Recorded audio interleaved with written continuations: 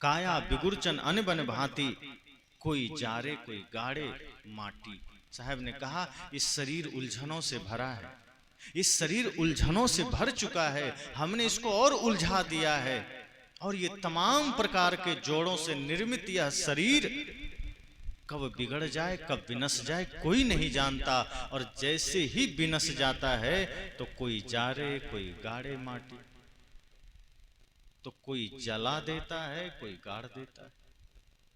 यही तो गति है ना शरीर की, कि कोई सजा के रखता है घर में कि नहीं ये पिताजी हैं इसको रखेंगे, नहीं ले जाएंगे।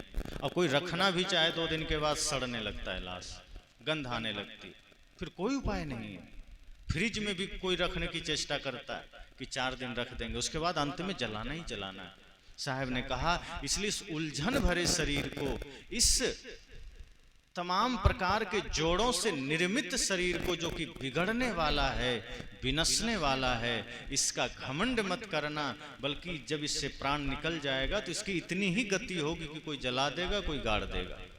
तो लोगों ने कहा कौन जलाता है कौन गाड़ता है? साहब ने यहाँ स्पष्ट कर दिया, हिंदू ले जा रे तुरुक ले गाड़े। कहते हिंदू समाज में इसको जलाया जाएगा और मुस्लिम इसको गाड़ देगा। हालांकि अक्सर भारतीय परंपरा में संतों को भी समाधि दी जाती है, उनको भी मिट्टी में ही समाहित किया जाता है। अक्सर ये सब कहीं कहीं चर्चाएं हमारे कई शास्त्रों में भी आए, लेकिन ज्यादातर ये इस्लाम जगत में है और उसके पीछे उनका अपना तर्क है। और हिंदू समाज में ये तर्क है कि अगर हम लाश को नहीं जलाएंगे तो जो आत्मा सही कर्म नहीं करके गया है, जैसे जो जीव यहाँ लड़ाई करके गया, झगड़ा करके गया, विवाद करके गया और वो चला गया, और उसके शरीर को अगर हम नहीं जलाएंगे तो वो आत्मा फिर वहीं भटकती रहती है उसी शरीर के पास। इसलिए शरीर को जलाना उचित रहता है, ये मान्यता हिंदू समाज में। और इस्लाम की जो मान्यता है वो ये है कि शरीर को अगर हम जला देंगे तो समस्या हो जाएगी, इसलिए हम गाड़ते हैं। क्यों? क्योंकि फरिश्ते आते हैं और उसका लेखा जोखा करते हैं, वहीं हिसाब करते हैं कब्र में आकर के। अब आगे कहीं कोई जगह नहीं होगी तो कब्र में ही आके हिसाब कर लेते हैं, तो फरिश्ते वहीं आके हिसाब करते हैं।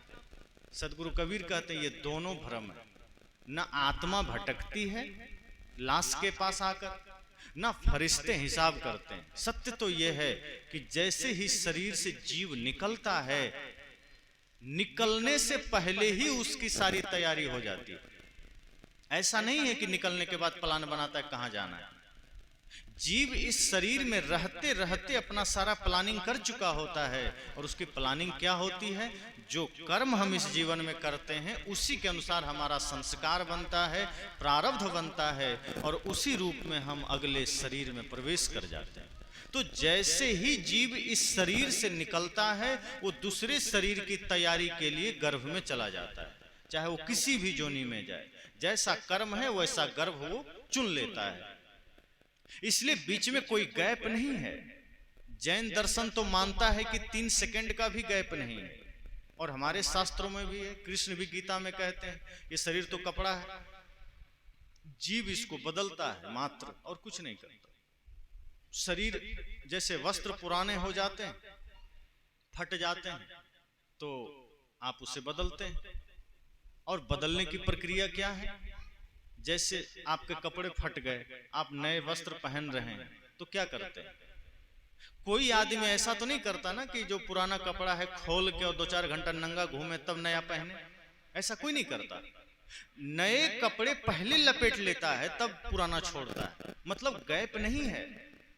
नए को पकड़ता है तब पुराना छोड़ देता है। जीव भी दूसरा शरीर पकड़ने में कोई गैप नहीं करता। इस शरीर से निकला, दूसरे में प्रवेश कर लिया। तो यहां पर एक भ्रांति और मिट गई, वो क्या है? भूत और प्रेत की। जो लोग मानते हैं ना कि भूत होते हैं, प्रेत होते हैं, तो इस चिंतन के आधार पर आप भ्रांति से मुक्त हो सकते हैं कि जब शरीर से आत्मा निकल गई वो तुरंत दूसरे गर्भ में चला गया, शरीर को आपने जला दिया।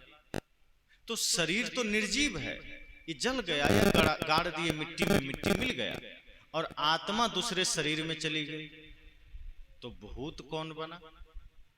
कुछ बचा वहां जो भूत बनेगा? तो लोग मानते हैं नहीं, आत्मा भटकती है। आत्मा बिना शरीर के नहीं भटकती है, आत्मा शरीर में आके भटकती है। आज आदमी भटक ही तो रहा है। सदगुरु के बिना, सत्संग के बिना, ज्ञान के बिना ये जीव भटक ही तो रहा है। शरीर के बिना नहीं भटकता है ये जीव। शरीर के बिना एक ही अवस्था में रह सकता है, जब वो मोक्ष को पाले, जब वो अपनी वासनाओं को मिटा ले, मोह को मिटा ले, तभी वो शरीर से मुक्त होता है, तभी वो संसार के सारे बंधन से मुक्त होता है। अन्यथा अगर एक भी संस्कार बचा है, थोड़े भी विकार बचे हैं, मन में थोड़ा भी छल कपट बचा है, वासना बची है, तो जीव शरीर से मुक्त नहीं हो सकता और उस शरीर में रहेगा। और जिस शरीर को छोड़ दिया वो जला दिया, दूसरे शरीर में प्रवेश कर लिया। तो भूत प्रेत बिल्कुल नहीं होते, ये मन की मान्यता है, भ्रम है।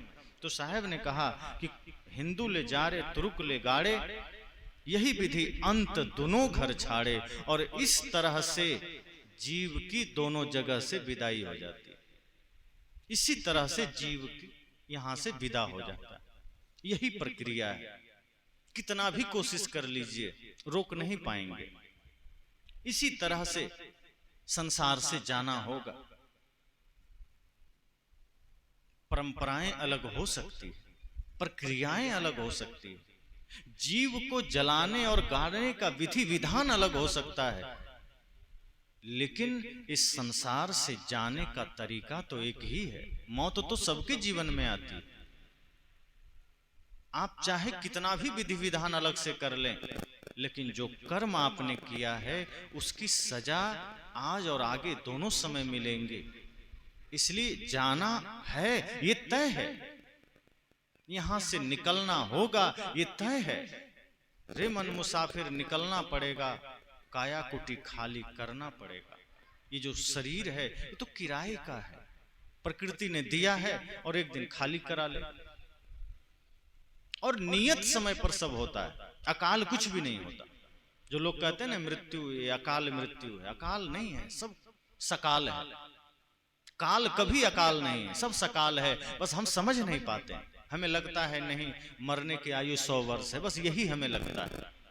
मृत्यु के नजर में सब फिक्स है, सब तय है। हमारे कर्म, हमारे संस्कार के अनुसार से सब कुछ तय है। अगर कोई 10 साल में मर रहा है, समझना वो तय है, उसको जाना है, उसकी आयु पूरी है। कारण कुछ भी बन सकता है, भूकंप बन सकता है, रेल हादसा बन सकता है, सांप बिच्छू बन सकता है, बिजली का करंट बन सकता है, भोजन बन सकता है, ठोकर बन सकता है। कारण 1000 हो सकते हैं, लेकिन मृत्यु होगी वो सत्य है और उसका समय सत्य है। और जहां होना होगा वहीं होगा, वो जगह भी तय है। इसलिए साहब कहते हैं इसके प्रति आप सदैव सजग रहिए। और मृत्यु तो एक अतिथि है, असली अतिथि मृत्यु ही है। इसलिए उसके आने से पहले तैयारी बढ़िया रखिए। जैसे घर में कोई मेहमान आ जाता है तो आप बढ़िया बिस्तर लगाते हैं, कुर्सी देते हैं, चाय पानी पूछते हैं, नाश्ता जलपान पूछते हैं, भोजन पूछते हैं, सारी व्यवस्था आप करते हैं, क्योंकि वो मेहमान है। उन्हें हम अतिथि तो नहीं कह सकते। अतिथि पहले कहा जाता था, अब अतिथि नहीं कह सकते, मोबाइल का जमाना है। अतिथि का मतलब कौन है? अ मतलब नहीं, तिथि मतलब समय, जिसका कोई समय नहीं है, जिसका पता नहीं, जो बिना तिथि के आ जाए, जो बिना बताए बिना सूचना के आ जाए, बिना तिथि के जो पहुंच जाए, वो अतिथि है। और आज कोई भी आदमी बिना तिथि के नहीं आता, वो बता के आता है। वो बल्कि आपको लाइव लोकेशन भेज देता है कि मैं यहाँ पहुंचा हूं। आज तो हर कुछ संभव है। तो जो बता के आ रहा है, जो फोन करके आ रहा है, जो मैसेज करके आ रहा है, वो अतिथि नहीं है। लेकिन मृत्यु आज भी अतिथि है। मृत्यु कभी भी पहुंच जाती है बिना सूचना के। तो जब हम एक साधारण घर आए मेहमान के लिए बढ़िया व्यवस्था करते हैं, सदगुरु कहते हैं जब मृत्यु रूपी अतिथि आने को तैयार है तो आप जीवन में कुछ काम बढ़िया किए कि नहीं? इस जीवन में धर्म का तेल डाले कि नहीं? कहीं दिया बुझ न जाए। सत्य, हिंसा, प्रेम, करुणा से जीवन को सजाया कि नहीं? बाहर तो शरीर को सजा लिया तमाम आभूषणों से, बाहर तो ब्यूटी पार्लर है, वहां आप जाते हैं शरीर को सजा के चले आते हैं, पर इस सत्संग रूपी ब्यूटी पार्लर में आपने अपने मन को सजाया है। जो बाहर का ब्यूटी पार्लर है वो आपको 1 से 2 घंटे का सौंदर्य देता है, सत्संग रूपी ब्यूटी पार्लर आपको जन्म जन्म का सौंदर्य देता है। जिसने इस ब्यूटी पार्लर में अपने आप की सुंदरता को निखार लिया वो सबरी की तरह अमर हो गए, वो मीरा की तरह खूबसूरत हो गई। और उनकी खूबसूरती कर्म की खूबसूरती है, उनका सौंदर्य उनके आचरण का सौंदर्य है। और जो सौंदर्य आपको सत्संग से मिलता है वो आपको अमर बना देता है। इसलिए मैंने कहा ये होश हमें रखना है, ये सजगता हमें रखनी है, ये जागृति हमें रखनी है कि सत्य है मृत्यु। विधि कुछ भी हो सकता है, तरीका कुछ भी हो सकता है, किसी भी भांति जाना हो सकता है, ये सत्य है। इसलिए उम्र क्या है, अवस्थाएं क्या है, कौन है, कहां है, धनी है, गरीब है, राजा है, रंक है, साधु है, चोर है, ये मायने नहीं रखता। मृत्यु के सामने सबकी स्थिति एक होती है। अंतर क्या होता है? अंतर ये होता है कि एक सिंहासन चढ़ चले, एक बंधे जात जंजीर। साहब कहते हैं मरना सबको है, साधु को भी, चोर को भी, लेकिन सिर्फ एक अंतर है कि एक जंजीर में बंध के यहां से जाता है, यमराज उसको घसीटते हुए लेके जाता है, और एक सम्मानित होकर जाता है, सिंहासन पर बैठ कर जाता है। अब आपको तय करना है कि आप जंजीर में बंध के जाना चाहते हैं या सिंहासन में बैठ के जाना चाहते हैं।